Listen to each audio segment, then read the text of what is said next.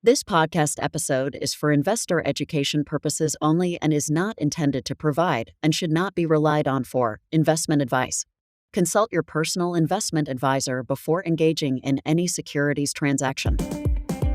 Welcome back to another episode of the Wise Investor Show. I'm Matt Anderson, certified financial planner with the Wise Investor Group in Reston, Virginia, and I'm very glad to be here today.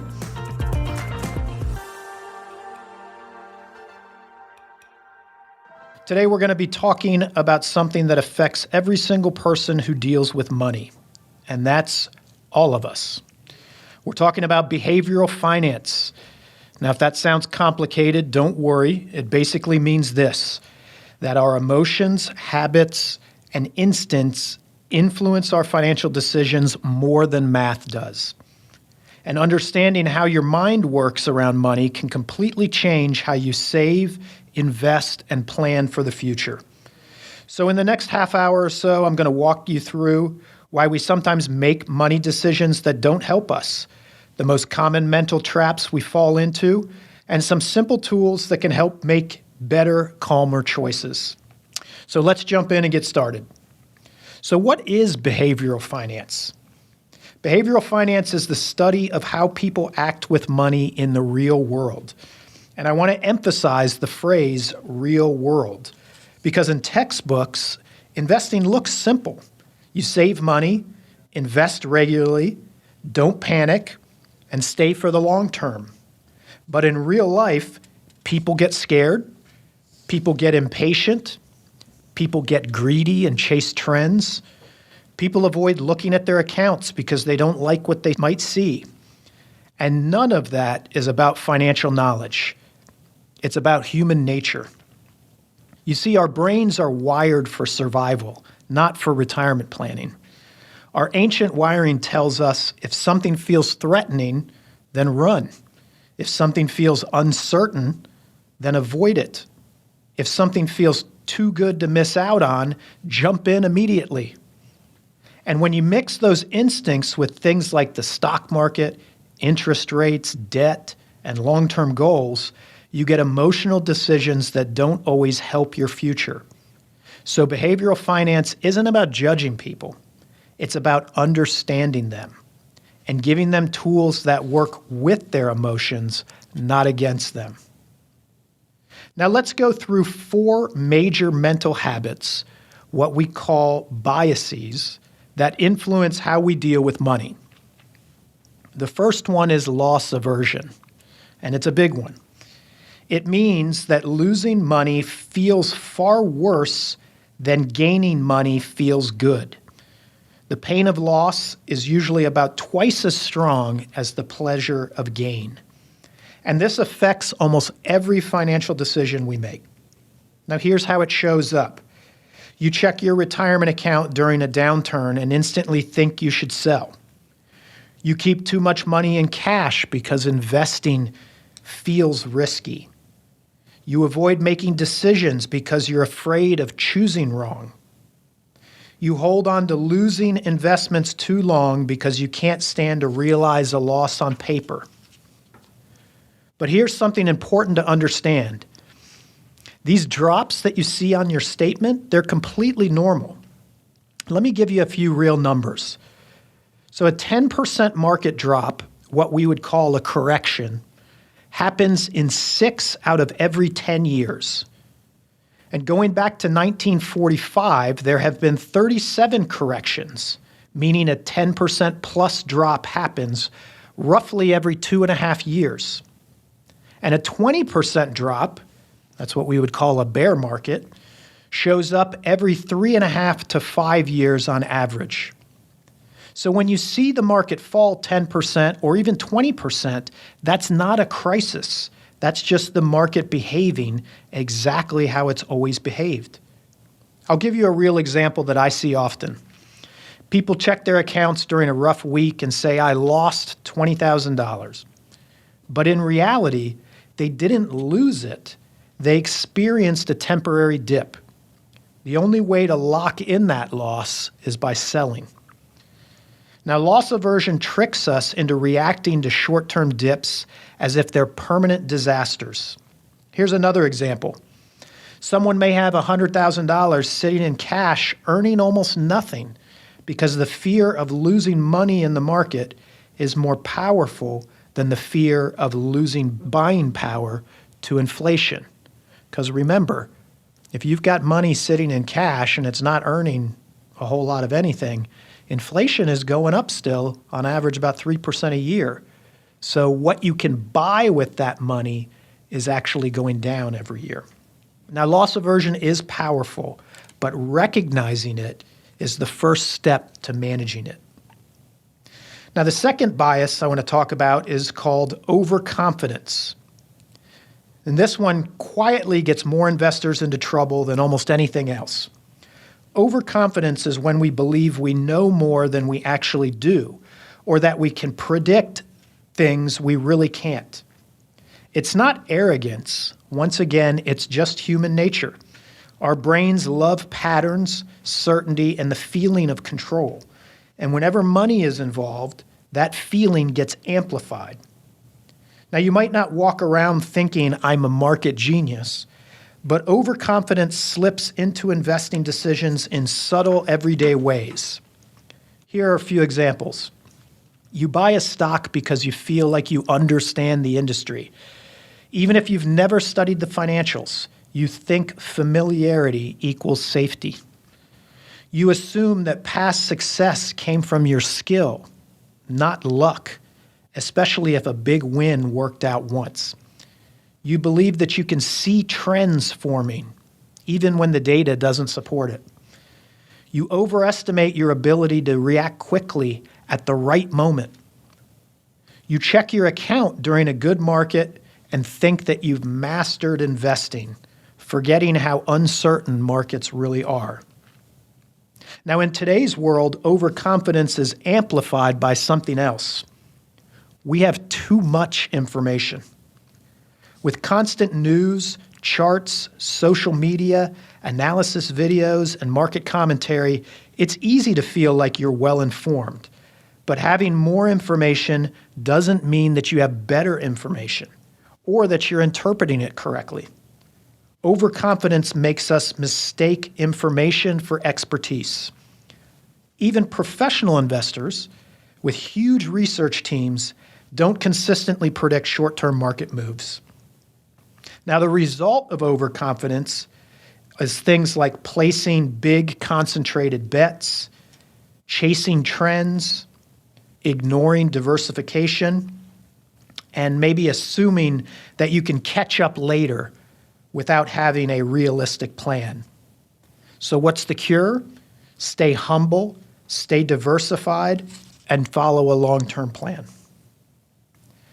The third bias is anchoring.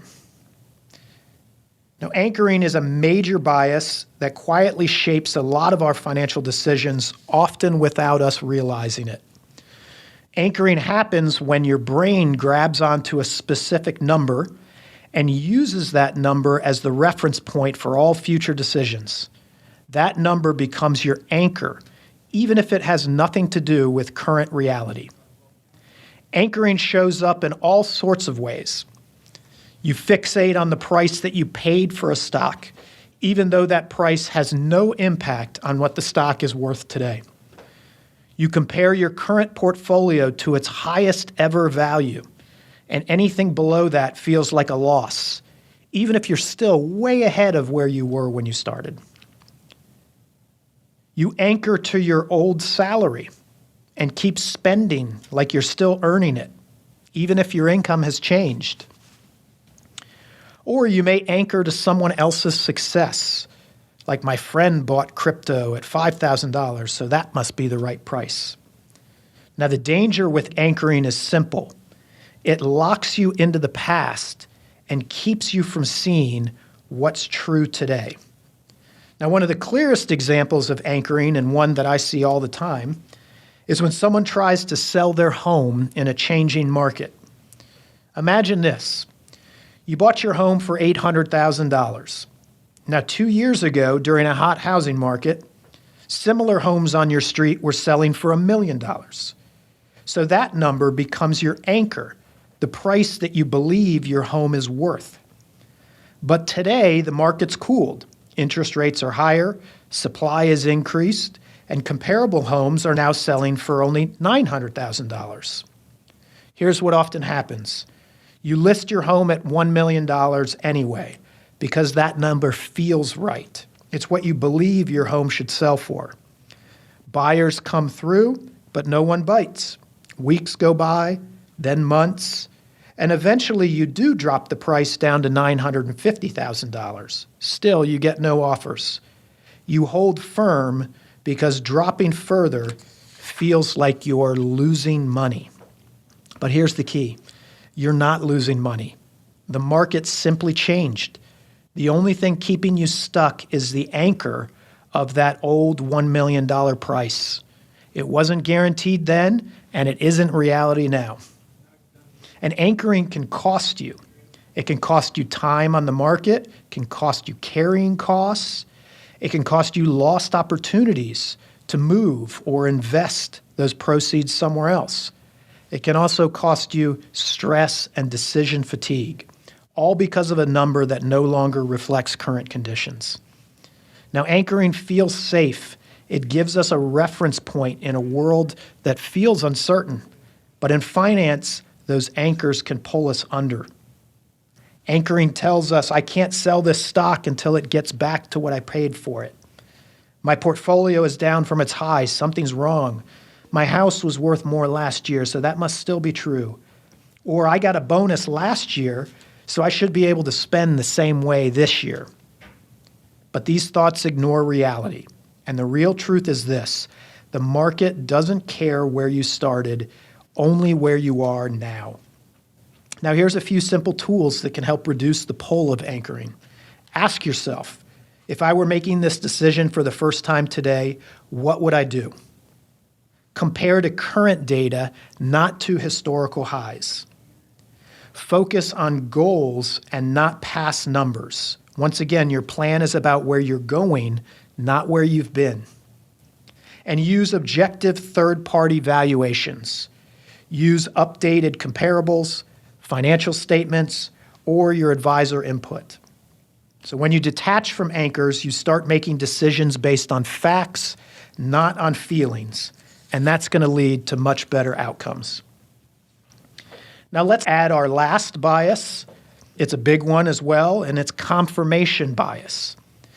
Confirmation bias is when we look for information that proves we're right and ignore information that suggests we might be wrong.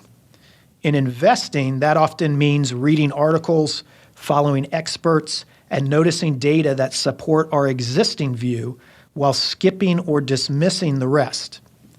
Now, how does that show up with money? Well, you decide a stock is a winner, and then you only read bullish reports about it.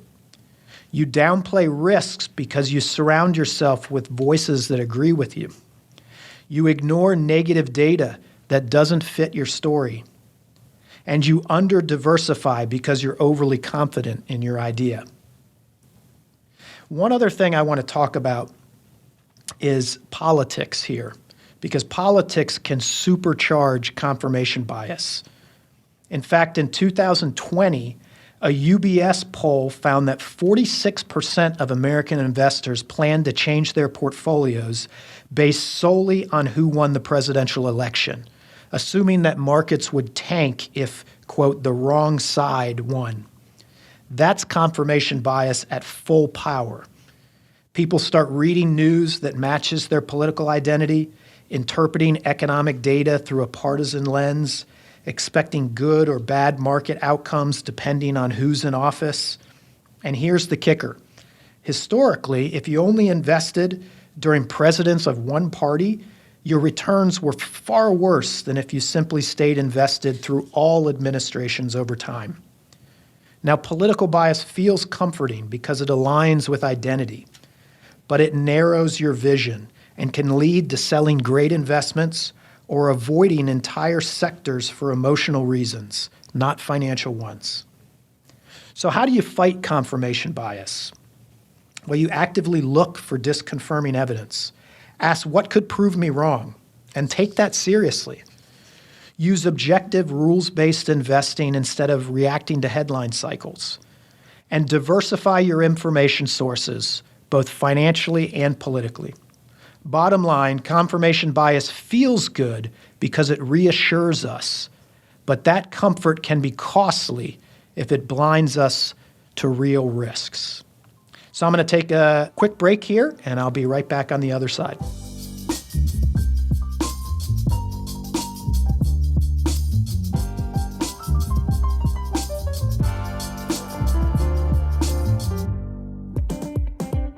AI stocks still dominate the market, but valuations are almost back to dot-com bubble levels. How should you balance participation with diversification?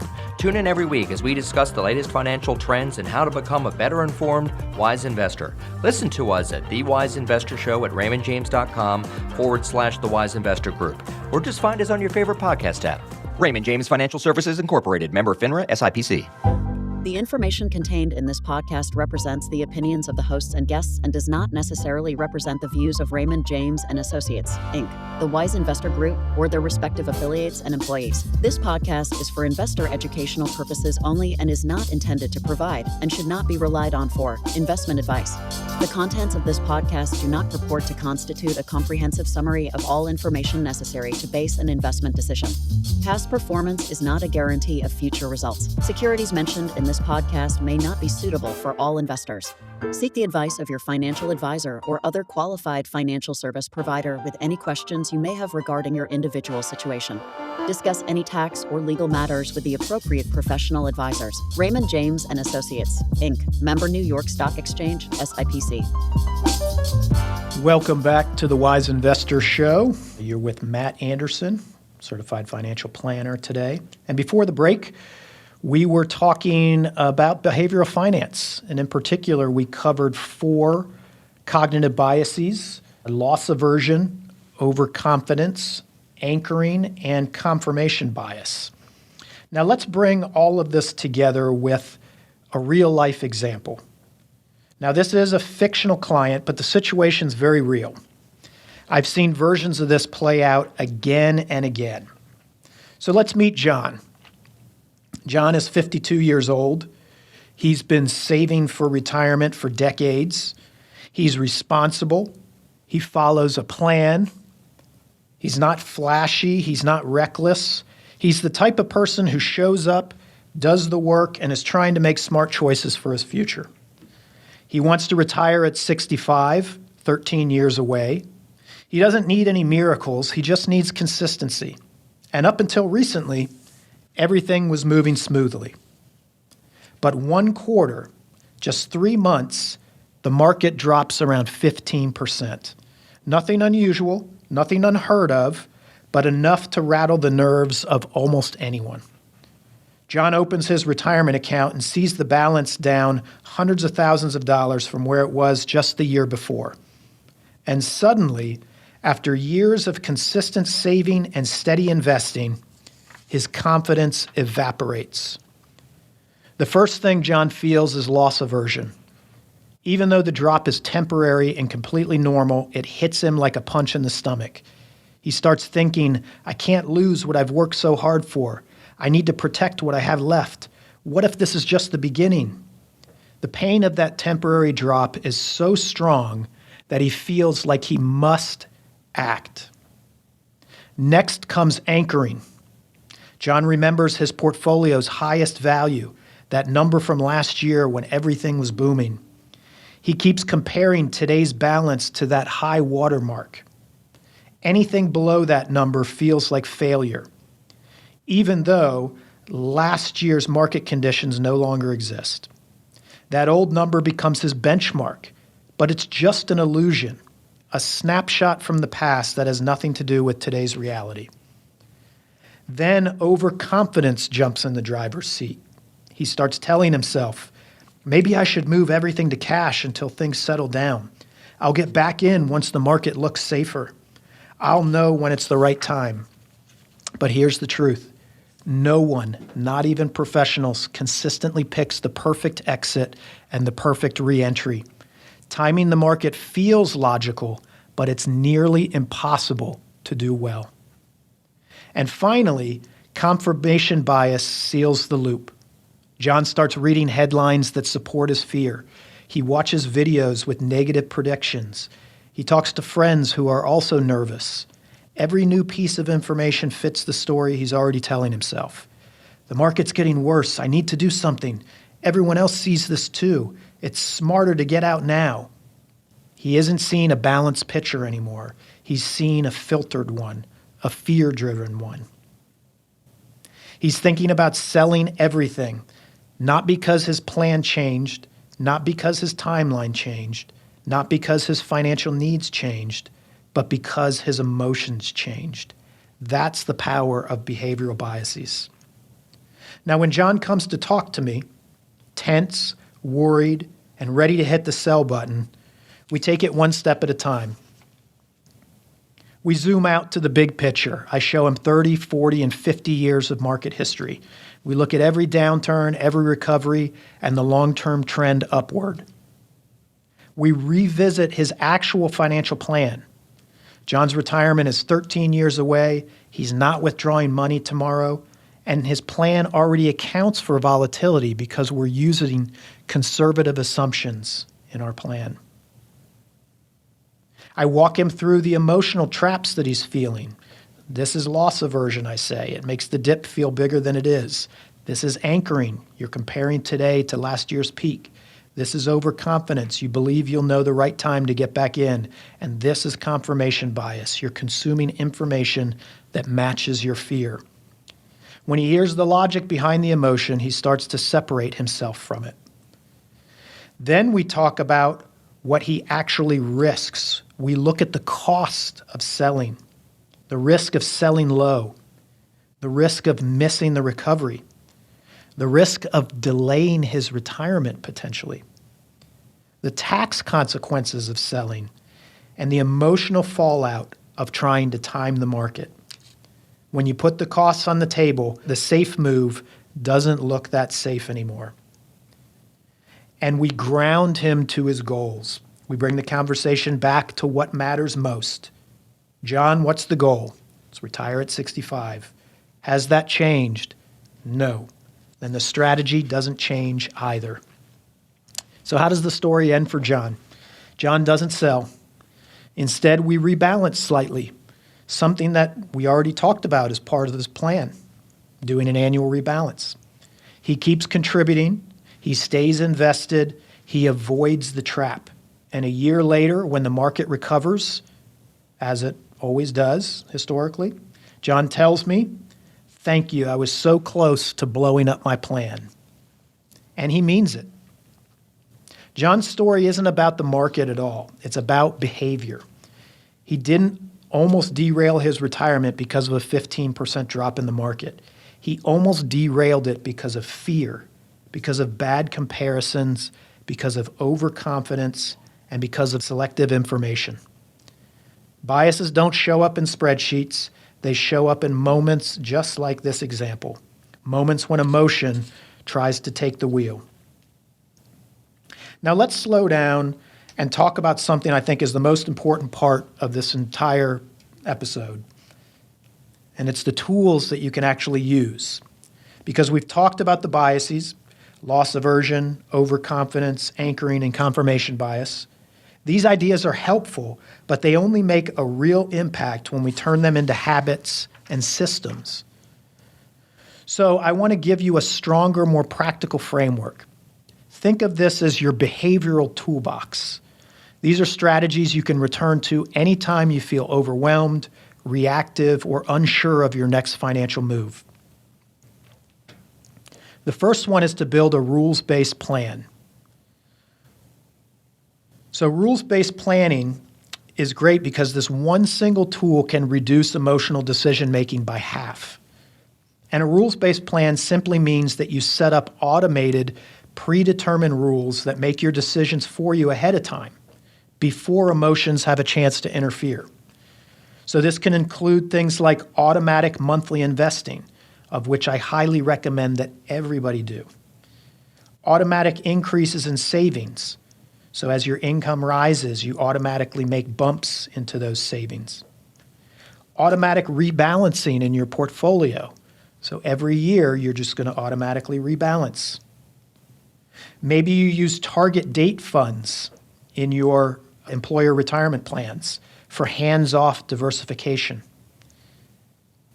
You could set predetermined thresholds for when you'll make adjustments, and you can automate where money goes the day that you get paid. Now, why does this matter? Because when volatility hits, and it will, your plan continues working for you. You don't have to choose courage in the moment. The system already does the right thing automatically.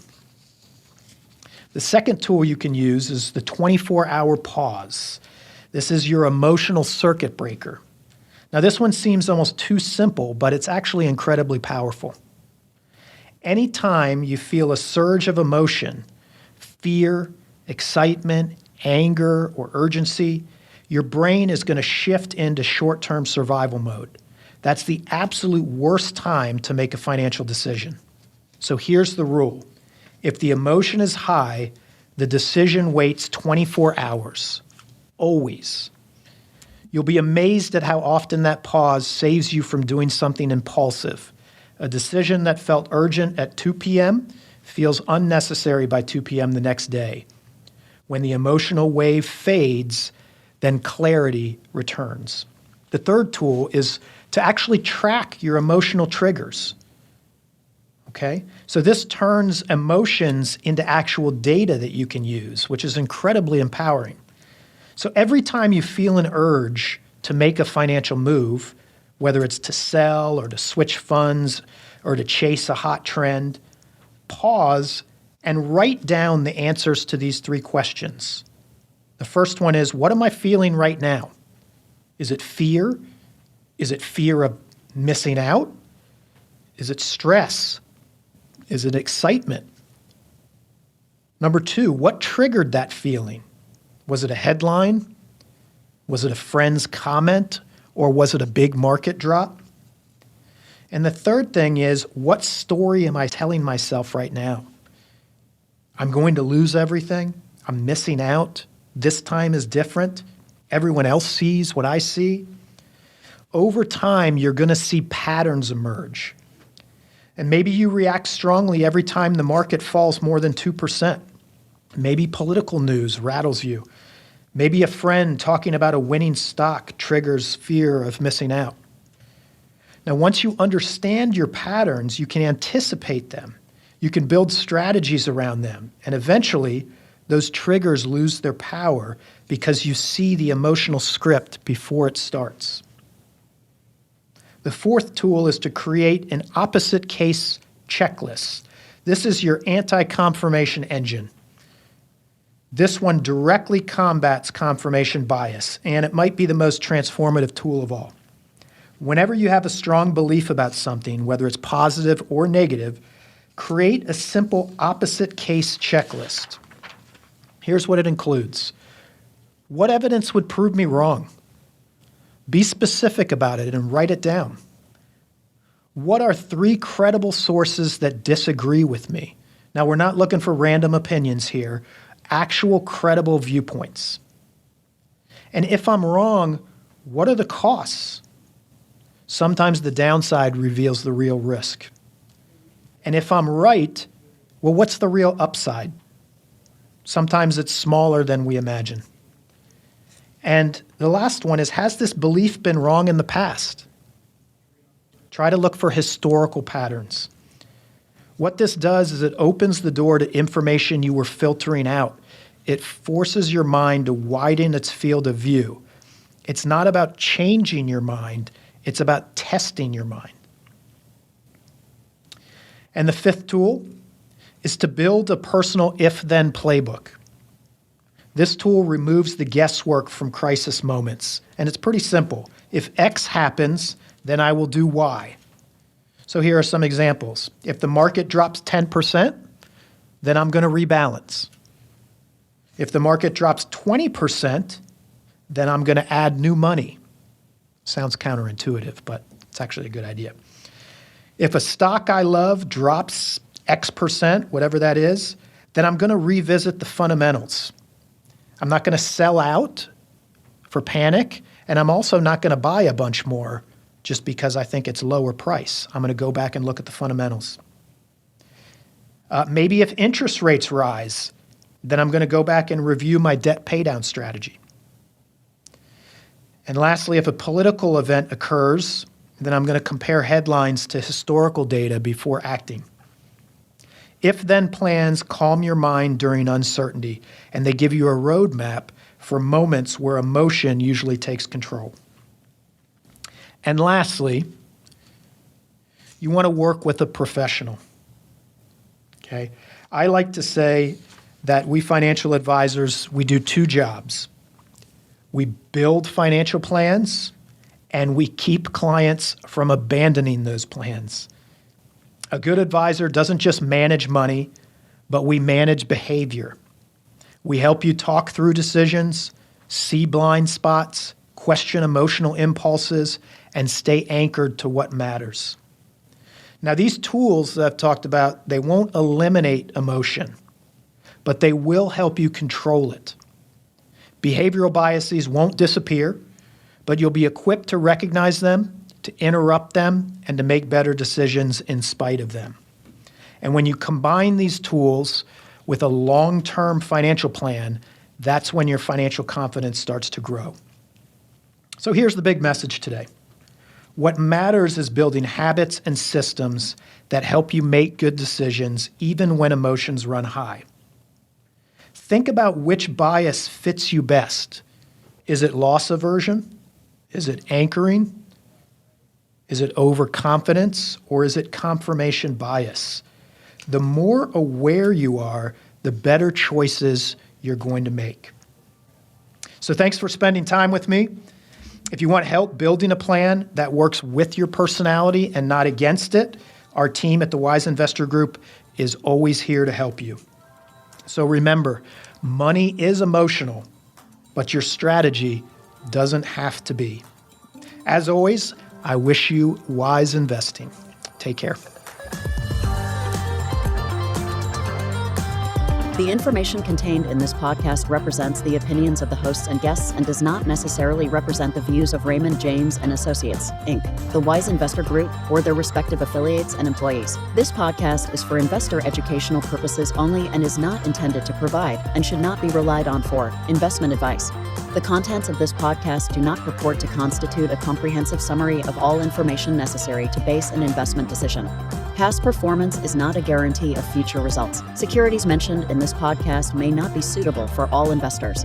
Seek the advice of your financial advisor or other qualified financial service provider with any questions you may have regarding your individual situation. Discuss any tax or legal matters with the appropriate professional advisors. Raymond James and Associates, Inc., member New York Stock Exchange, SIPC.